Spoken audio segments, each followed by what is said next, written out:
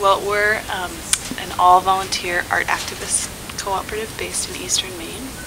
and we make collaborative anti-copyright graphics and images for use as educational and organizing tools. So basically, we draw cartoons of plants and animals that sort of embody stories of different global justice movements, focused on mostly globalization and also energy and climate change issues. And the way we do that is we travel around and talk to folks that are being directly impacted by an issue, whether it's free trade or the drug war, or in this case our newest poster about mountaintop removal coal mining focused on Appalachia, and sort of use those stories as the basis for the images that we create. And then we travel around with the images and do education work with them. Where I grew up in Virginia is not in but close to the coal fields of southwestern Virginia where this type of mining practice takes place, and about 6 years ago it became something that I couldn't ignore any longer. It's right in my own backyard, right in my community. I was living in a house literally underneath a coal-fired power plant. It's literally right across the street from me, and I went and visited some mine sites in the coal fields and saw what the practice actually looks like, and there was no turning back after that. I began sort of the gradual process with a group of other people of figuring out a way to make a campaign work in an area that for so long has been subject to a lot of silencing and intimidation of people locally who are trying to speak out about injustice in the area, but also has really struggled with folks from outside of the rural coal fields coming to try to help in an almost missionary way, and oftentimes stepping on the toes of local organizing or worse. And so it has been a long and sort of gradual process of figuring out how to have a combination of skills of, the people who come from the coal fields who are doing the work that they've been doing their whole lives to try to save their homes, and the folks who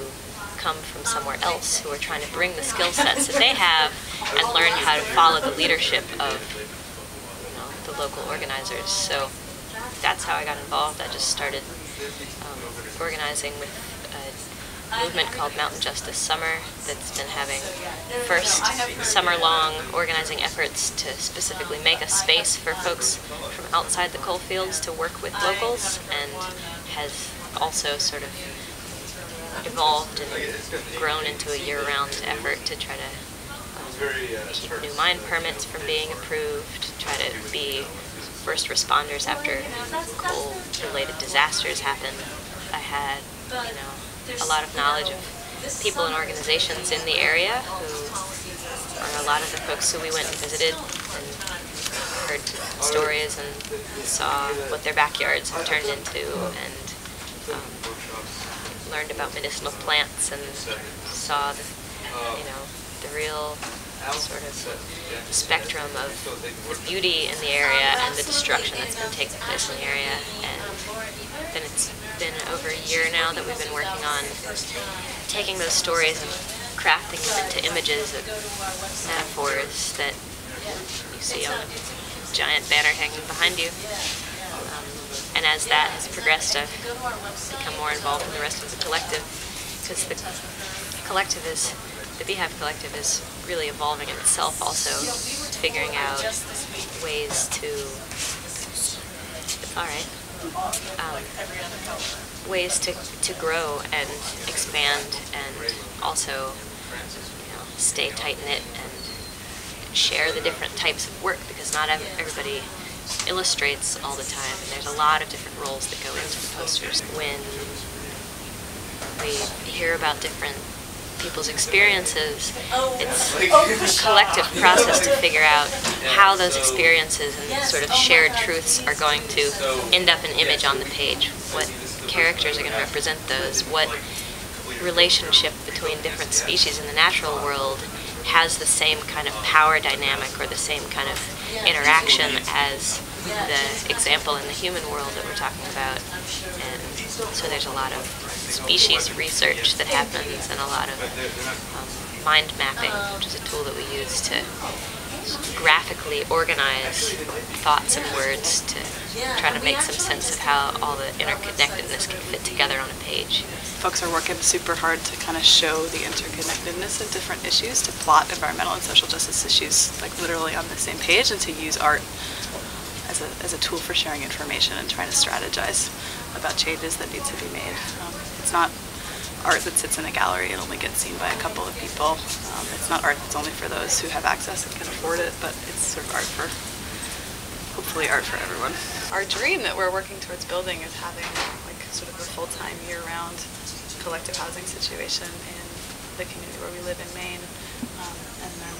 also working with activists all over the country to sort of bring folks in and use the spaces that we have in Maine as sort of a center of learning and of creating political art. We are working on, in addition to our coal campaign, we're working on a project about infrastructure development in Central America, and also trying to sort of talk about how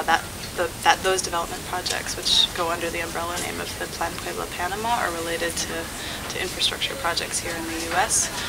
and sort of trying to connect with folks that are fighting those projects that are happening sort of under the name of a free trade agenda. So, I mean, we're interested in solidarity economies across the board, but specifically hoping to meet folks that are working on those issues and try to see if we can build with them. We've always had a solidarity economy. You know, when we define economies in terms of how we get our livelihoods and how we relate to land bases and how we transmit culture and language and knowledge amongst ourselves, those things are much older than the sort of capitalist parasite that's sort of trying to latch itself onto every aspect of our lives, from education, healthcare, obviously food and consumer goods. So I think part of it is about tapping into what those sort of older ways of doing things that are all in all of our histories and all of our families. And then what they spoke about, I think, is really true, that it's about a value shift, and really about, like, we're thinking systematically and thinking big picture. It's not just about lots of small projects, but how are we linking all of our projects to kind of create a real robust movement for change. The solidarity economy that we need is in place under the surface, underground, and it's constantly under threat of being squelched from corporate and government powers that want to keep it from becoming a far-reaching, vibrant alternative to the destructive, violent one that's out there. And I'm really excited for people to see that this poster is coming along, and we're just about to head south back to the Appalachian region to meet up with some of the groups that we met with in the first place, to hear stories and collaborate with, to show them what we've got so far and get feedback and work on ways that we can collaborate as the poster continues. So getting some inspiration from this bigger solidarity economic movement before we go is a good way to start.